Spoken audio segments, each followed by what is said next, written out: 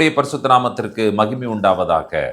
சங்கீதங்களுடைய தொடர் தியானங்களின் வரிசையில் இன்றைக்கு 46ஆம் சங்கீதத்தை நாம் தியானிக்கிறோம். முதலாவது தலைப்பை வாசிக்க கேட்போம். அலாமோத்தில் வாசிக்க கோராக்கின் புத்திரரில் உள்ள ராகத்தலைவனுக்கு ஒப்புவிக்கப்பட்ட பாட்டு. அலாமோத்தில் வாசிக்க கோராகின் புத்திரரில் உள்ள ராகத்தலைவனுக்கு ஒப்புவிக்கப்பட்ட பாட்டு. இந்த அலாமோத் இதில் வாசிக்கணும் அப்படின்னு சொல்லி நாளாகம புஸ்தகத்தில் ஒரு குறிப்பை நாம் படிக்கிறோம். வாசிக்க கேட்கலாம். 1 நாளாகமத்தின் புஸ்தகம் 15ஆம் அதிகாரத்தினுடைய 20வது வசனம். சகரியா, ஆசியேல், செமிரமோத், எகியேல், உன்னி, எலியாப், மசேயா, பெனாயா என்பவர்கள் அல்மோத் என்னும் இசையில் பாடி தம்புருக்களை வாசித்தார்கள். கவனிச்சீர்களா? இந்த அலமோத் என்கிறதான இந்த இசை சொப்ரானோ என்கிறதான அந்த இசையோடு சம்பந்தப்பட்டது. அந்த வாய்ஸ் ஆக்சுவலாக இது பார்த்தீங்கன்னு சொன்னால் ஹை பிச்சில், ரொம்ப ஹை டியூனில் ஹை பிச்சில் பாட வேண்டிய ஒரு இசை அலமோத் என்று சொல்லுவது. இது ஆக்சுவலாக பார்த்தீங்கன்னு சொன்னால் ஹீப்ரு வேர்டு அல்மான விர்ஜின்னா கன்னிகை. அப்போ இது கன்னிகைகளால் பாடப்படுகிற பாடலா அப்படி பொருள்படாது. இது ஆக்சுவலாக சீக்ரெட், ஹிடன் என்கிற பொருளை உள்ளடக்கியதாக இருக்கிறது. அப்படின்னா அதனுடைய தன்மை என்னன்னு கேட்டிங்கன்னு சொன்னால், இது மிகவும் உயர்வான, அதாவது ஹை பிச்சில் ஒரு அற்புதமான நபர்களால் பாட வேண்டிய ஒரு பாடல் என்று சொல்லித்தான் அலமோத் என்கிறதான அந்த இசையினுடைய உண்மையான பொருளாக இருக்கிறது. ஓகே, இந்த சங்கீதத்தை பாருங்க. அலமோத்தில் இந்த சங்கீதத்தை பாடும் பொழுது இந்த சங்கீதத்தினுடைய அந்த கண்டென்ட் எப்படி இருக்கிறது என்பதை கவனிங்கள்.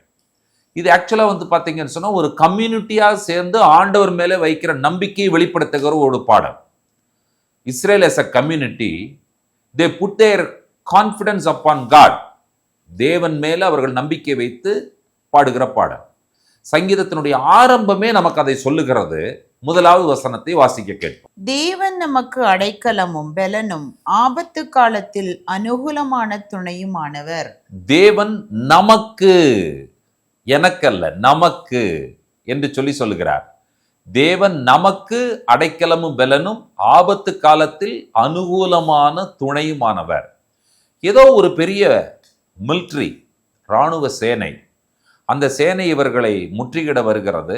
அப்பொழுது இவர்கள் கர்த்தர் மேலே நம்பிக்கை வைத்து, இராணுவங்களின் தேவன், சேனைகளின் தேவன் நம்மோடு இருக்கிறார் என்று சொல்லி இந்த சங்கீதத்தை இவர்கள் ரொம்ப இருக்கிற டியூன்லே ஹையஸ்ட் பிச்சில், ஹையஸ்ட் டியூன்ல இந்த சங்கீதத்தை இவர்கள் பாடுகிறதை நீங்கள் கவனிக்கிறீர்கள். தேவன் நம்மோடு இருக்கிறார். ஆகினால் இவர்கள் சொல்ல வருகிற அந்த விஷயங்களை பாருங்கள். 2வது வசனத்தையும் 3வது வசனத்தையும் வாசிக்க கேட்போம். ஆகையால் பூமி நிலை மாறினாலும், மலைகள் நடு சமுத்திரத்தில் சாய்ந்து போனாலும், அதன் ஜலங்கள் கொந்தளித்து பொங்கி, அதன் பெருக்கினால் பர்வதங்கள் அதிர்ந்தாலும் நாம் பயப்படோம். உடனே ஒரு சேலா என்கிறதான விஷயம் அங்கே வருகிறது. ஏனென்று சொன்னால் அங்கே நிறுத்த வேண்டும். தேவன் நமக்கு அடைக்கலமும் பெலனும் ஆபத்து காலத்தில் அனுகூலமான துணை. ஆபத்து என்று சொல்லும் பொழுது இவர்கள் சொல்ல வருகிற அந்த ஆபத்தை பாருங்கள். பூமி நிலை மாறினாலும், அதன் ஜலங்கள் கொந்தளித்து பொங்கி, அதன் பெருக்கினால் பர்வதங்கள் அதிர்ந்தாலும், மலைகள் நடுச்சமுத்திரத்தில் விழுந்தாலும், இதெல்லாம் எவ்வளவு பெரிய ஆபத்து! இப்படிப்பட்ட இயற்கை சீற்றம் என்று சொல்லுகிற இந்த ஆபத்தை இது யாராலும் தடுக்கவே முடியாது. யாராலும் தடுத்து நிறுத்தவே முடியாத இயற்கை சீற்றம். இப்படிப்பட்ட ஒரு பெரிய ஆபத்து வந்தாலும் தேவன் எப்படிப்பட்டவர்? அடைக்கலம். இப்படிப்பட்ட ஆபத்து காலத்தில் அனுகூலமான துணையுமானவர் என்று சொல்லப்பட்டிருக்கிறது. இப்போ ஃபோக்கஸ் எதுன்னு கேட்டீங்கன்னு சொன்னா எருசலேம் தான். எருசலேமை ஃபோக்கஸ் பண்ணும் பொழுது ஒரு நதி உண்டு. அது நீர்க்கால்கள் தேவனுடைய நகரத்தையும் உன்னதமானவர் வாசம் பண்ணும் பரிசுத்த ஸ்தலத்தையும் சந்தோஷிப்பிக்கும். மோஸ்ட் ப்ராபபிளி இவர்கள் எருசலேமுக்கு வாட்டர் சோர்ஸா இருக்கிறதான கீகோன் ஸ்பிரிங்கை பற்றி பேசிக்கொண்டிருக்கிறார்கள். எசேக்கியாவினுடைய காலத்திலே அந்த கீகோன் என்கிறதான அந்த நீரூற்றை ஒரு குகை வழியாக, டனல் வழியாக எங்கே கொண்டு வந்தார்கள் என்று சொன்னால், ஒரு குளத்திற்கு கொண்டு வந்தார்கள். அந்த குளத்திற்கு பேர் சீலோவாம் குளம். சீலோவாம் என்ற கிரேக்க வார்த்தை ஷலாக் என்கிற எபிரேய வார்த்தையிலிருந்து வந்தது. ஷலாக் என்று சொன்னால் அப்பாசல், அப்பாசல் அனுப்பப்பட்டவர். இப்போ இந்த குளத்திற்கு பேர் அனுப்பப்பட்ட குளம். எங்கிருந்து அனுப்பப்பட்டது? கீகோன் என்கிறதான அந்த நீரூற்றிலிருந்து சாலகத்தின் வழியாக, அதாவது டனல் வழியாக ஒரு குளத்திற்கு இந்த தண்ணீர் அனுப்பப்பட்டபடியினால இந்த குளத்திற்கு சீலோவாம் குளம் அல்லது ஷலாக் அல்லது அனுப்பப்பட்ட குளம் என்று பெயர். இந்த தண்ணீரினால் தான் எருசலேம் போஷிக்கப்படுகிறது. எருசலேமுடைய மக்கள், குடிமக்கள் அந்த தண்ணீரை வைத்துத்தான் குடிக்கிறார்கள். அதனுடைய ஜலங்களே கொந்தளித்து பொங்கி அதன் பெருக்கினால் பர்வதங்களே அதிர்ந்தாலும் நாம் பயப்படோம் என்று சொல்லி சங்கீதக்காரன் இந்த விஷயத்தை சொல்லி, எருசலேம் ஒன்றுமே செய்ய முடியாது. காரணம் என்னவென்று சொன்னால், தேவன் அதன் நடுவில் இருக்கிறார். எருசலேம் பட்டணத்தை ஒன்றுமே செய்ய முடியாது, அது அசையாது. அடுத்து சொல்லப்படுகிறார், தேவன் அதிகாலையில் அதற்கு சகாயம் பண்ணுவார். இந்த அதிகாலை என்று சொல்லும் பொழுது இந்த கிழக்கு வெளுத்து வரும் நேரம், இருள் மங்குகிற நேரம், இருள் வெளியே போகிற நேரம். அந்த வெளிச்சம் எப்படி அந்த இருளை வெளியே தள்ளுகிற ஒரு விடிவெள்ளியாக, ஒரு அதிகாலையாக இருக்கிறதோ, அதை போல ஆண்டவர் எழுந்தருளுவார். அதன் நடுவில் இருக்கிறார். ஆகையினால் அதை அசைக்க முடியாது. ஜாதிகள் கொந்தளிக்கலாம், ராஜ்யங்கள் தத்தளிக்கலாம், அவர் சத்தத்தை முழங்க பண்ணுவார். பூமி உருகி போயிற்று என்று சொல்லி சங்கீதக்காரன் சொல்லுகிறார். சேனைகளின் கர்த்தர் நம்மோடு இருக்கிறார். 7வது வசனத்தை பாருங்கள். யாக்கோபின் தேவன் நமக்கு உயர்ந்த அடைக்கலமானவர். இப்போ ஒரு மிலிட்டரி, சேனைகளின் கர்த்தர் என்று சொல்லும் பொழுது இராணுவங்களின் தேவன் என்று சொல்லி சொல்லப்படுகிறதை நீங்கள் கவனிக்கிறீர்கள். இவரால் என்ன செய்ய முடியும்? அந்த சேனைகளின் தேவனால் யுத்தம் பண்ணுவதற்கு மட்டும் அவர் அல்ல, அவர் நினைத்தால் யுத்தத்தை நிறுத்த முடியும்.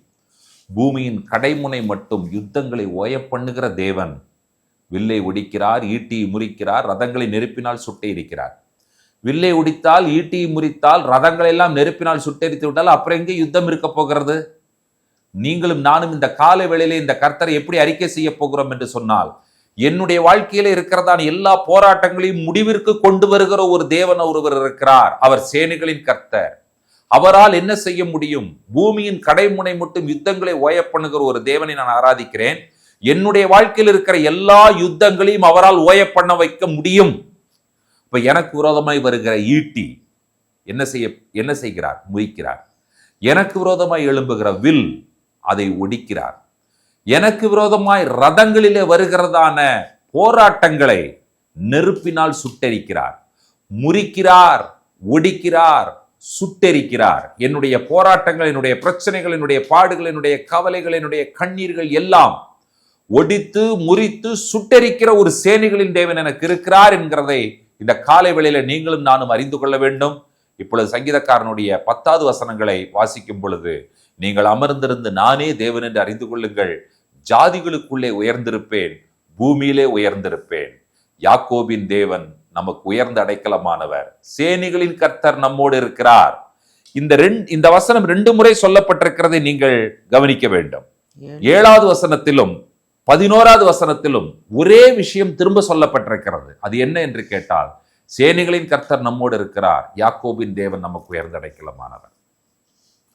இந்த தேவன் யார்? ஆபத்து காலத்தில் அனுகூலம், அடைக்கலம், சேனைகளின் கர்த்தர். அவரால் என்ன செய்ய முடியும்? ஒரு யுத்தத்தில் வெற்றியை கொடுக்க முடியும். அவரால் என்ன செய்ய முடியும்? ஒரு யுத்தத்தை நிறுத்தவும் முடியும். என்னுடைய வாழ்க்கையில பிசாசு எய்கிற எல்லா அக்னி அஸ்திரங்களையும் அழித்து நிர்மூலமாக்குகிற சேனைகளின் கர்த்தர் என்னோடு கூட இருக்கிறார் என்கிறதான இந்த விஷயத்தை அலமோத் என்கிறதான ஒரு ஹை பிச்சில் பாடக்கூடிய ஒரு பாடல். அப்போ அந்த ஒரு ஹை பிச்சில் பாடும் பொழுதே அந்த காங்கிரிகேஷன் என்ன பண்ணுன்னு சொல்லி கேட்டீங்கன்னு சொன்னா உற்சாகமாய் அவர்கள் இருப்பார்கள். ஆகினால நீங்களும் நானும் இந்த காலவெளியில் உற்சாகமாய் தேவனை துதிக்க ஸ்தோத்தரிக்க ஆயத்தமாகலாம். சேர்ந்து சொல்லுவோமா? சேனைகளின் கர்த்தர் நம்மோடு இருக்கிறார், யாக்கோபின் தேவன் நமக்கு உயர்ந்த அடைக்கலமானவர். ஜெபிப்போம். கிருபையுள்ள பிதாவே, இரக்கத்தில் ஐஸ்வர்யம் உள்ள தேவனே, ராஜாதி ராஜாவே, கத்தாதி கத்தாவே, சேனைகளின் கர்த்தரே, உம்மை நாங்கள் நன்றியோடு துதிக்கிறோம், ஸ்தோத்தரிக்கிறோம். நீர் எங்களுடைய அடைக்கலம், ஆபத்து காலத்தில் அடைக்கலாம். இயற்கை சீற்றங்கள் எல்லாம் வரும்பொழுது கூட உம்மால் எங்களை காப்பாற்ற முடியும் என்று சொல்லி நாங்கள் ஆணித்தரமாய் நம்புகிறோம் ஆண்டவரே. எங்களோடு ஜெபத்தில் இணைந்திருக்கிற அந்த தேவனுடைய பிள்ளைகளுடைய வாழ்க்கையிலே கர்த்தாவே, சத்துரு ரதத்துல வந்தால் அதை நெருப்பினால் சுட்டெரியும், சத்துருனுடைய வில்லையும் அம்பையும் முறித்து ஒடிக்கிற தேவன் நீர். எல்லா போராட்டங்களிலிருந்தும் உம்முடைய பிள்ளைகளுக்கு விடுதலை கொடுத்து ஆசீர்வதிக்கிறீர், போதுமானவர் என்பதை அறிக்கை செய்து ஜெபிக்கிறோம். இந்த காலவெளியில் தேவனுடைய பிள்ளைகள் மேலே தேவனுடைய ஆசீர்வாதம் பலமாய் வந்து இறங்கட்டும் என்று சொல்லி ஒப்புக் கொடுக்கிறோம். துதி கன மகிமை உமக்கே ஏறெடுக்கிறோம். இயேசு கிறிஸ்துவின் வல்லபட நாமத்தில் வேண்டுகிறோம், ஜெபம் கேளும் பரிசுத்தமுள்ள பிதாவே, ஆமேன். நம்முடைய கர்த்தராகிய இயேசு கிறிஸ்துவின் கிருபையும் பிதாவாகிய தேவனுடைய அன்பும் பரிசுத்த தேவாவியானவருடைய அந்யோன்ய ஐக்கியமும் சிநேகமும் நம்மளோடும் கூட கர்த்தருடைய வருகை பிரைந்தம் நீடித்து நிலைத்திருப்பதாக. ஆமேன், ஆமேன். கர்த்தர் தாமே நம் ஒவ்வொருவரையும் நிறைவாய் ஆசீர்வதிப்பாராக. ஷலோம்.